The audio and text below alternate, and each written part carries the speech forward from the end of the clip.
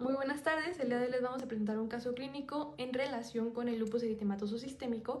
El equipo está conformado por Javier Osvaldo González Miranda, Mari Carmen Monterrubio Cruz, Karime Jordana Medina García y yo, Celeste Samantha Martínez Espinosa. Ahora, como forma de refrescar un poco la mente y como introducción, vamos a tener que el lupus eritematoso sistémico es una enfermedad autoinmune crónica sistémica prototípica que va a estar caracterizada por la afectación heterogénea y multisistémica y la producción de diversos autoanticuerpos. Esta puede afectar prácticamente a cualquier órgano del cuerpo. La producción de varios anticuerpos antinucleares o losana van a ser una característica destacable en esta enfermedad. Cabe mencionar aquí que la afectación cardíaca no es infrecuente en las enfermedades inflamatorias sistémicas, aunque los problemas cardíacos graves no van a ser la primera manifestación. Los pacientes van a presentar características variables en el lupus. Estas van desde afectaciones articulares hasta afectaciones cutáneas leves, hasta pueden llegar a una afectación renal, cardiológica o del sistema nervioso central.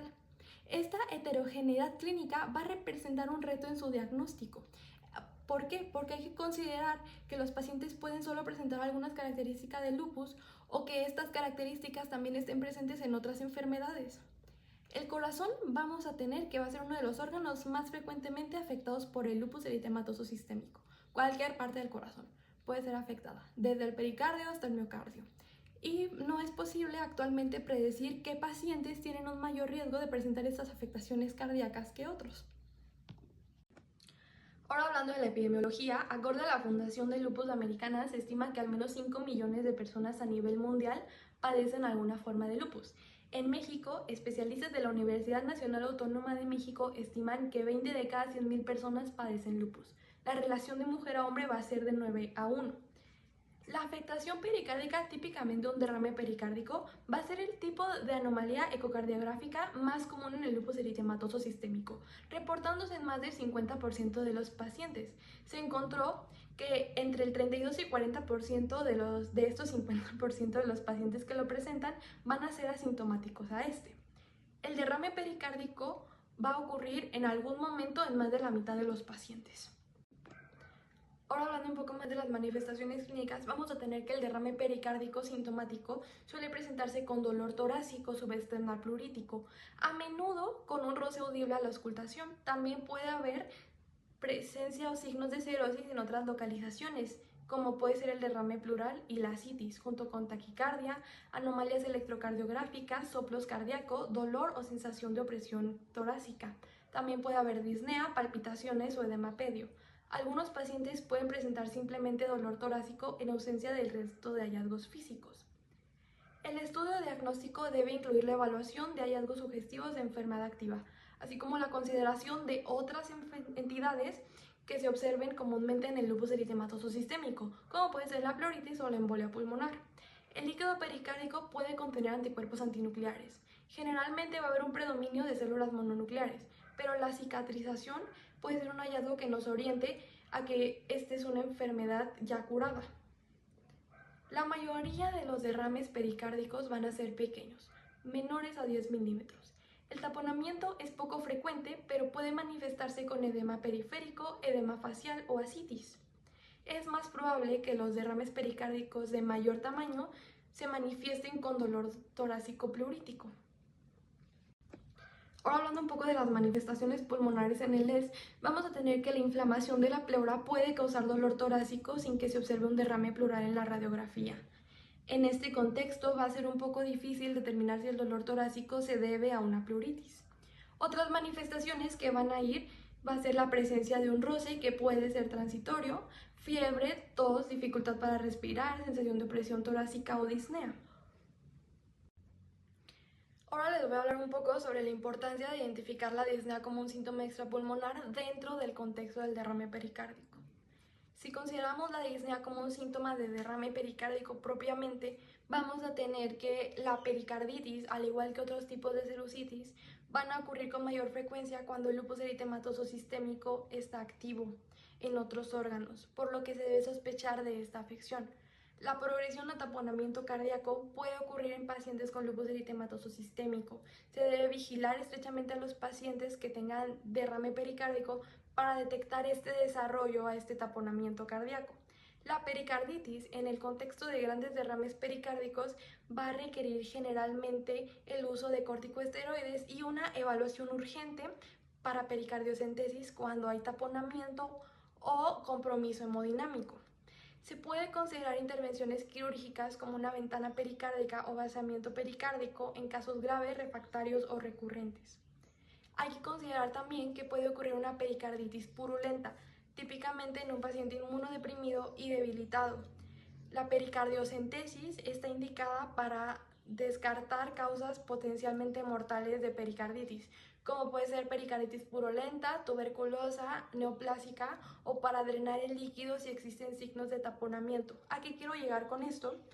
Que en el caso de una disnea vamos a tener que recurrir a estudios de imagen para confirmar o descartar un derrame pericárdico. Esto porque, como ya vimos, las complicaciones que puede tener son bastante graves e incluso esta nos puede ayudar a orientarnos de que un estado activo de lupus que se desconocía anteriormente o que estén ocurriendo afectaciones en otros órganos y nosotros desconozcamos de ello. Hola, buenas tardes. Mi nombre es Karima Jordana Medina García y soy del bloque E02. En este caso vamos a presentar el caso clínico de una paciente femenina de 23 años de edad, originaria y residente de Michoacán. Su ocupación es estudiante de la licenciatura en Derecho. Su estado civil es soltera y su diagnóstico basado en el 2018 fue de lupus eritematoso sistémico. El padecimiento de la paciente empezó hace 4 meses con tos intermitente pero persistente de carácter seca, que luego aumenta con disnea por medianos esfuerzos, la cual le imposibilita ciertas actividades físicas cotidianas diarias. Es por ello que después de unos meses también empieza con dolor torácico tipo pleurítico de manera súbita, en donde se acompaña de sensación febril intermitente.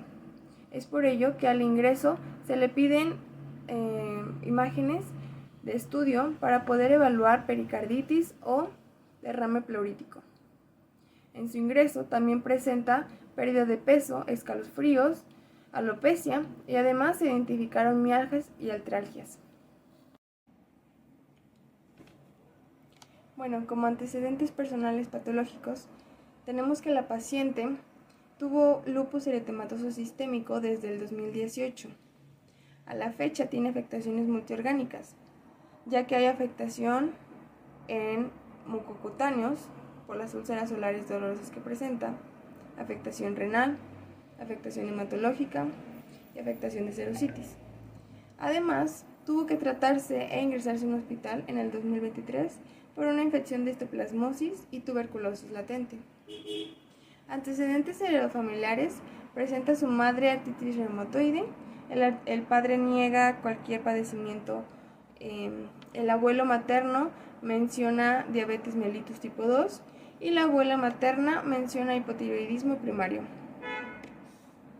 Es por ello que el motivo de consulta de la paciente es exacerbación de lupus eritematoso sistémico con disnea y dolor de tipo pleurítico. Como otro antecedente es importante mencionar que la paciente presentaba lupus multiorgánico con antecedentes de nefritis lúpica clase 4+5. Esta fue documentada en el 2028, hecha por una biopsia renal. También tiene antecedentes de pancitopenia, linfopenia, trombocitopenia severa, serositis previa con ascitis y antecedentes infecciosos que ya se mencionaron. Es por ello que durante la exploración física se evidenció lo que ya se había mostrado previamente en sus exámenes del 2018 hasta el 2024. A la exploración física, en la toma de signos vitales, se muestran lo que está en la imagen: saturación de oxígeno del 92%, presión arterial de 120/110, frecuencia cardíaca de 89 y frecuencia respiratoria de 17. Pero se hace un mayor énfasis en los resultados que se obtuvieron en la exploración física torácica, en donde se encontró a nivel cardiopulmonar disminución del murmullo vesicular en base pulmonar izquierda. Además, se encontraron datos de derrame pleural por líneas de Berkeley en ultrasonido. Esto nos sugiere compromiso intersticial. También presentaba a la paciente presencia de edema en rostro y extremidades, y pues las adenopatías en el cuello y úlceras orales que ya se mencionaron previamente, que estas son dolorosas de aproximadamente 2 centímetros. Gracias a los antecedentes personales patológicos, a la exploración física y en conjunto de ello toda la historia clínica que se hizo, pudimos descubrir el derrame pericárdico severo crónico. Se le hizo a través de un ecocardiograma en mayo del 2025. También importante mencionar que se le realizó una pericardiocentesis guiada por ecografía, en donde el líquido que se extrajo es un líquido pericárdico citrino, donde se reflejó una inflamación con predominio de polimorfonucleares, apareciendo glucosa normal, D-dímero elevado, troponinas negativas. También se le hicieron estudios de cultivo, Gram y PCR, que ambos salieron negativos. El PCR se le realizó principalmente para descartar tuberculosis, ya que tenía antecedentes de ello. También para poder descartar alguna neoplasia. Se realizó una escala de compromiso pulmonar, ya que la paciente tenía manifestaciones pulmonares activas atribuibles al lupus, como la disnea progresiva y el dolor pleurítico. Aunque en este caso la causa del parénquima pulmonar no fue directa, sino que el derrame pericárdico fue el que le causó toda la sintomatología, estas manifestaciones se puntúan en la escala de CLEDAI como pericarditis de 6 puntos. En esta clasificación se le da como una actividad serosa al lupus eritematoso sistémico. Este análisis es muy importante ya que permite cuantificar objetivamente la actividad de la enfermedad, ya que si está activa o no se ve reflejada. Además, ayuda a decidir el tipo y la intensidad de tratamiento que se debe de dar según el paciente lo indique. Por último, nos ayuda a monitorar una respuesta al tratamiento que se le está dando. Y pues lo primero que voy a hacer es presentarme. Mi nombre es Mari Carmen Monterrubio y yo les voy a hablar sobre el análisis de la historia clínica. Y bueno, yo les voy a hablar sobre el análisis de la historia clínica, partiendo de 2 puntos. El primero de ellos es la epidemiología, que yo sé que ya se mencionó antes, solamente que precisamente por la importancia es que la vuelvo a mencionar, ya que hay una predisposición de los pacientes con lupus de padecer alguna afectación pulmonar. La literatura nos menciona que entre el 20 y 90% de pacientes con lupus van a tener una afectación pleuropulmonar.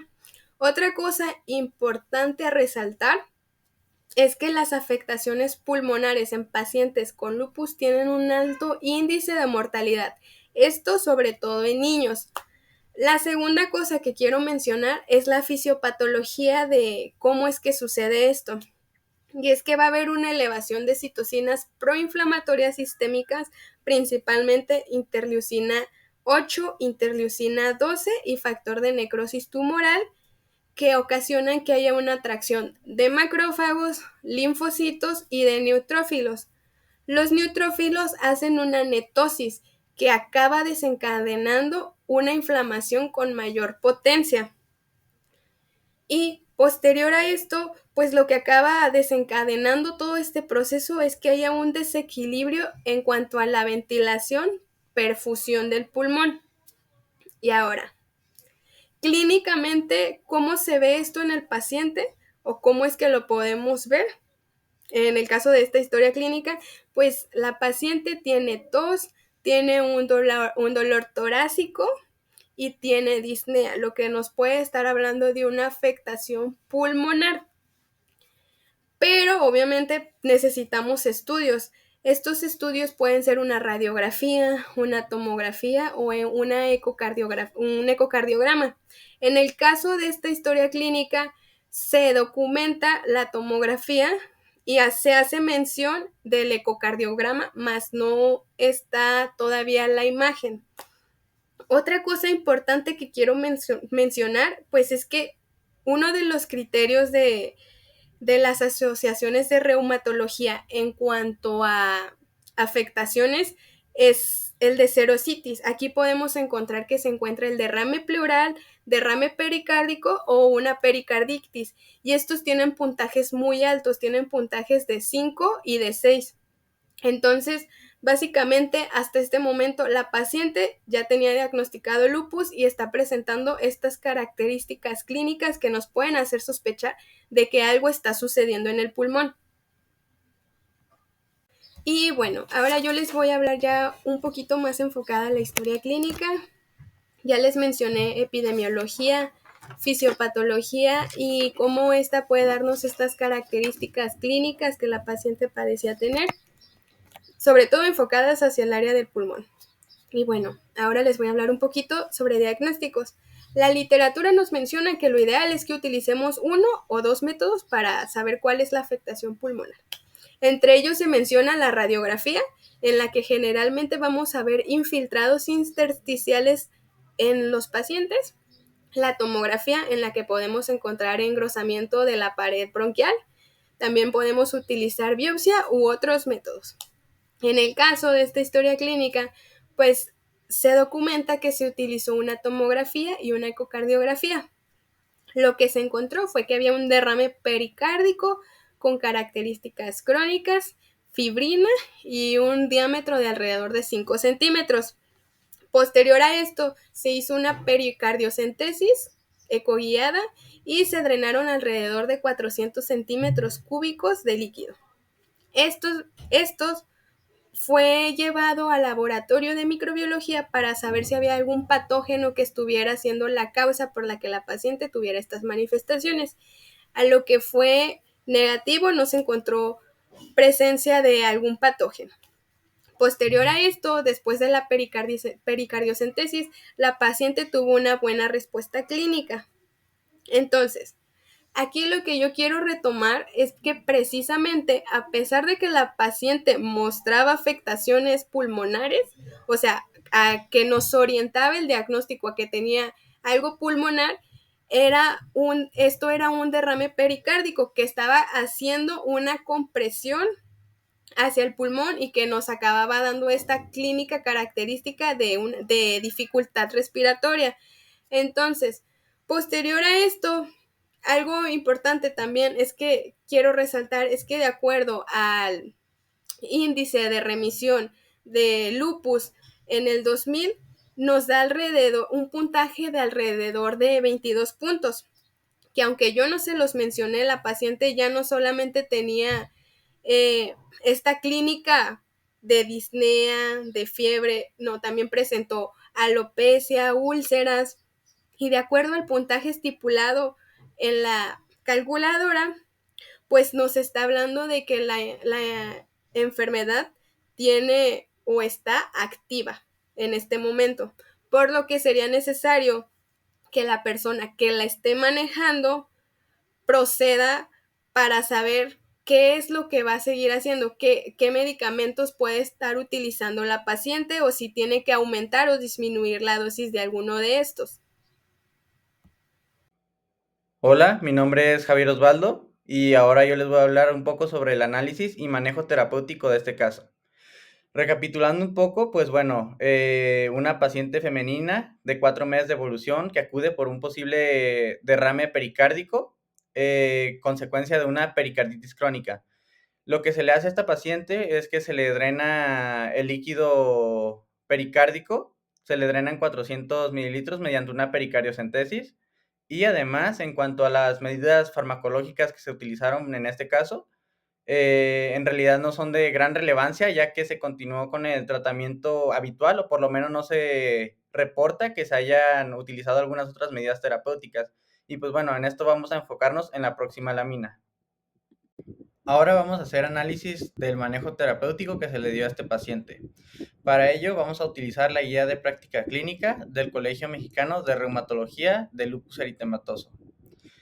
Empezando por esto, nosotros vamos a clasificar primero nuestra pericarditis, en este caso es una pericarditis crónica por el tiempo de evolución. Ahora, en cuanto a si estuvo correcto o no la pericardiocentesis, pues bueno, vamos a aclarar algunos puntos primero. Era una paciente que se presentaba con disnea y con ruidos apagados del corazón. Entonces, ¿esto qué nos representa? Esto nos puede decir que hay un posible taponamiento cardíaco, pero no es necesario esto. Entonces, al lupus ser una enfermedad sistémica que también nos afecta al pulmón, nos puede traer repercusiones en cuanto a la tensión arterial pulmonar. En este caso, si es un paciente que tiene hipertensión arterial pulmonar, sería una contraindicación completa del drenaje del líquido pericárdico. Por lo tanto, nosotros tal vez debimos de haber esperado un poco más, ya que si la paciente hubiera tenido esta afectación pulmonar, pues bueno, nosotros hubiéramos repercutido muy gravemente en la hemodinámica del paciente. Entonces, por este lado, vamos a irnos con un manejo más conservador, el cual el tratamiento de primera línea sería utilizar AINES más un glucocorticoide. En este caso, el AINES serviría para relajar un poco los síntomas o aliviar un poco el dolor pleurítico que nuestra paciente tenía. Y la metilprednisona o la prednisona, que en este caso sería lo más acertado, nos serviría para reducir el derrame pericárdico. En caso de que el derrame pericárdico no se diera con este tratamiento, pues nosotros ahora sí podríamos valorar la pericardiocentesis. Pero bueno, una vez que este manejo hubiera funcionado, o bien hubiéramos hecho la pericardiocentesis como fue en este caso, nosotros debíamos de administrar 1 miligramo de colchicina al día durante por lo menos un mes. En este caso no se realizó esto, se continuó con un tratamiento normal. ¿Por qué es importante la colchicina en este caso? La colchicina nos puede ayudar a evitar efectos, o más bien una recidiva de una pericarditis, lo cual es muy importante, ya que esto lo vamos a analizar más tarde. Además, en cuanto al manejo terapéutico, pues bueno, yo considero que lo demás estuvo bien y solamente les hizo falta esto, la administración de colchicina y valorar si realmente se necesitaba una pericardiocentesis. Bueno, ahora vamos a ver el pronóstico, pero abordándolo más desde nuestro paciente. Como bien recordamos, retomando algunos datos clave de nuestra historia clínica, vamos a tener que en la pericardiocentesis nosotros obtuvimos una muestra de material fibrináceo. ¿Esto qué quiere decir? Nuestra pericarditis crónica, pues bueno, ya estaba empezando a generar fibrosis y esto se traduce a que esto nos puede producir una pericarditis constrictiva. Entonces, ¿qué pasa en la pericarditis constrictiva? La pericarditis constrictiva es un evento grave que nos puede generar taponamiento cardíaco. En este caso nos va a generar inestabilidad hemodinámica y pues bueno, esto es un problema que va a amenazar la vida. Entonces, si nosotros no controlamos este evento, en este caso con fármacos como la colchicina, con glucocorticoides, con picos de metilprednisona, pues bueno, este evento que en este caso es la pericarditis nos puede recidivar, lo que nos puede traer una reagudización y todo este cuadro clínico, que es un problema grave para la salud.